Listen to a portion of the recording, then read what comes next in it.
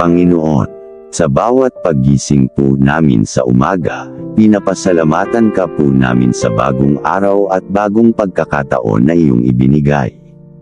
Gabayan mo po sana ang aming mga hakbang upang kami manatili sa iyong landas ng kabutihan at pagmamahal. Ilapit mo po kami sa isa't isa at palakasin ang aming pagkakaisa.